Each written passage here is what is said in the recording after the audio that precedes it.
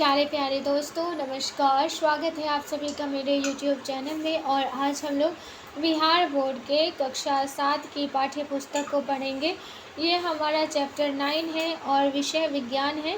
और इस पाठ का नाम है गंदे जल का निपटान।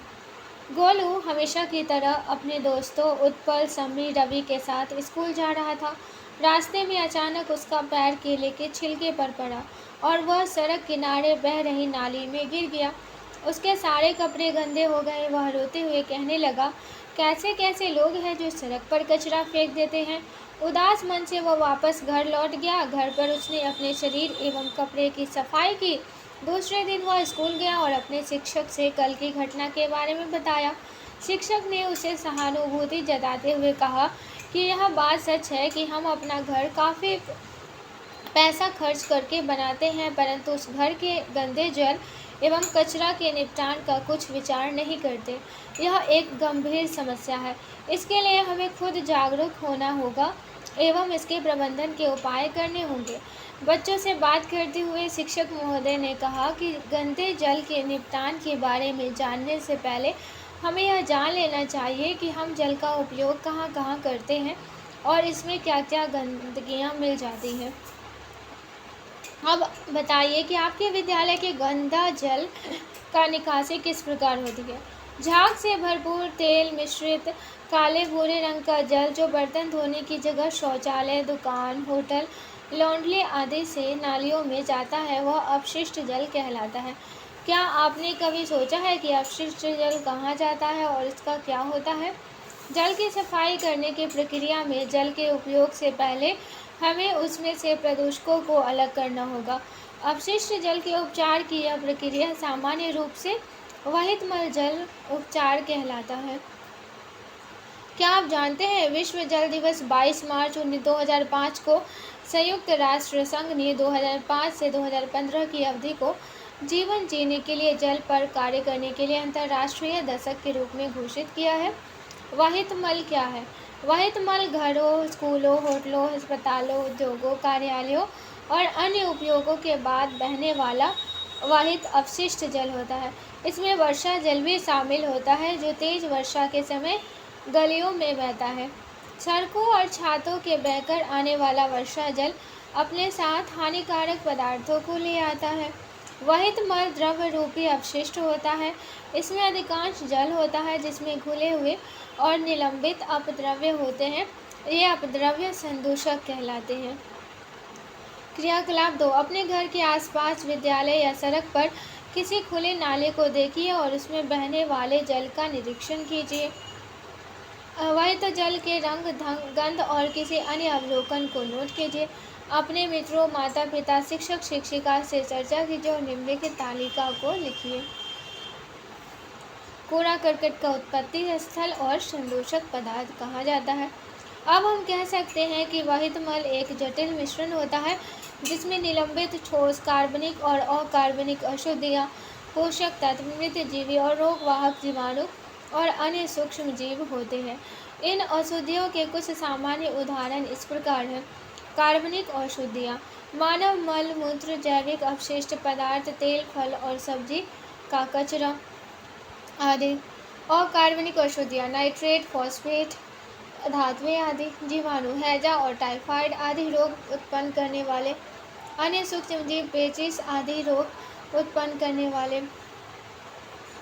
आइए घर या विद्यालय, होटल, अस्पताल आदि के दूषित जल को सोख्ता गड्ढे में डालने की विधि जानें। सोख्ता गड्ढा बनाने की विधि: सर्वप्रथम 1 मीटर चौड़ा, 1 मीटर लंबा और 1 मीटर गहरा गड्ढा खोदिए। गड्ढे में ईंट का 3 आकार, बड़ी मंजिला और छोटा टुकड़ा डालिए। गड्ढे के अंदर प्रथम 1/3 भाग में ईंट का बड़ा टुकड़ा डालिए, उसके दूसरे भाग में ईंट का मझला टुकड़ा डालिए एवं शेष 1/3 भाग में ईंट के छोटे टुकड़े डालिए। अब घर, विद्यालय, दुकान, होटल आदि से जो मुख्य नाले निकालिए और सोख्ता वाले गड्ढे से मिलने के पूर्व एक पक्का छोटा गड्ढा लगभग 1.5 फीट गहरा एवं 1.5 फीट वर्गाकार हो बनाइए। अब इस छोटे गड्ढे के पहले स्टील या प्लास्टिक की जाली लगा दीजिए ताकि नाले का कचरा सोख्ता गड्ढे में न जा सके। यह छोटा गड्ढा चैम्बर नुमा होगा जिसकी सफाई ढक्कन खोलकर समय समय पर की जा सकती है। अगर दूषित जल का सही ढंग से निपटान न किया गया तो सड़कों तथा अन्य स्थानों में असावधानीपूर्वक फेंकी गई प्लास्टिक की थैलियाँ अक्सर बहकर नालों में पहुंच जाती है। फलस्वरूप नाले अवरुद्ध हो जाते हैं और गंदा जल सड़कों पर फैलने लगता है। खुली नालियों का दृश्य घृणित लगता है। वर्षा काल में स्थिति और भी भयानक हो जाती है। जब नालियाँ उमड़ने लगती है तो उनका कचरा सड़कों पर फैल जाता है और हमें कीचड़ से भरी सड़कों से अपना मार्ग ढूंढना पड़ता है। ये परिस्थितियाँ अत्यंत अस्वास्थ्यकर एवं रोगकारक हो सकती हैं। सड़कों पर बिखरे कचरे या अपशिष्ट पदार्थों पर रोगवाहक मच्छर, मक्खियाँ तथा अन्य कीट पनपने लगते हैं। फलतः जल जनित बीमारियाँ उत्पन्न होने लगती हैं। गोलू जानना चाहता है कि दूषित जल से होने वाली बीमारियाँ कौन कौन सी है, उसके लक्षण, कारण एवं रोकथाम के तरीके क्या हैं। यहाँ पे बीमारी का नाम दिया गया है, लक्षण, कारण और रोकथाम। पेचिस की बीमारी डिसेंट्री कहलाती है। लक्षण है पेट में मरोड़ के साथ दस्त, बार बार दस्त होना। दूषित जल का सेवन के कारण होता है और पीने के लिए हमेशा स्वच्छ जल का सेवन। खुजली, बदन खुजलाना, दूषित जल से नहाना, गंदे कपड़े का उपयोग और नहाने हेतु स्वच्छ जल का व्यवहार, साफ कपड़ों का उपयोग और हैजा यानी कि ज़्यादा और लगातार कै दस्त होना, दूषित जल एवं भोजन का व्यवहार और दूषित हाथों से भोजन करना आदि। स्वच्छ जल का व्यवहार, खाने पीने के पूर्व हाथों की सफाई, पीलिया आँख, नाखून एवं पेशाब का पीला होना, दूषित जल का सेवन, पेयजल के लिए स्वच्छ जल का उपयोग। मलेरिया, चारा देकर बुखार आना, मादा एनफ्लूएंजा मच्छर के काटने से जल जमाव को रोकना, बेकार पानी सोखता गड्ढे से गिराना।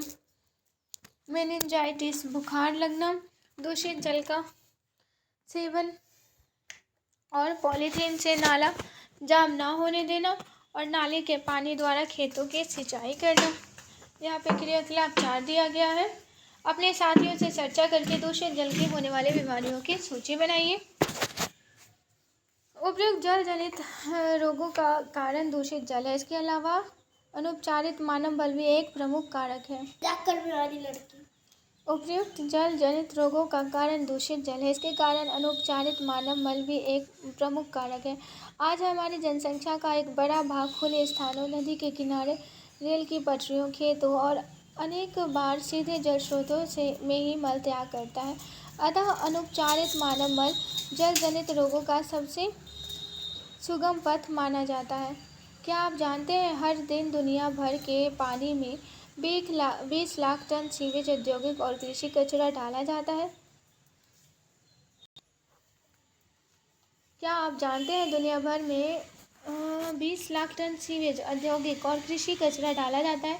दुनिया की आबादी के 18% या 1.2 अरब लोगों को खुले में शौच के लिए जाना पड़ता है। 5 साल से कम उम्र के बच्चों की मौत का सबसे बड़ा कारण है जल जनित बीमारियाँ। युद्ध सहित सभी तरह की हिंसाओं से मरने वाले लोगों से कहीं ज़्यादा लोग हर साल दूषित जल पीने से मर जाते हैं। 72 देशों के 14 करोड़ लोग आर्सेनिक युक्त जल पीने को विवश हैं।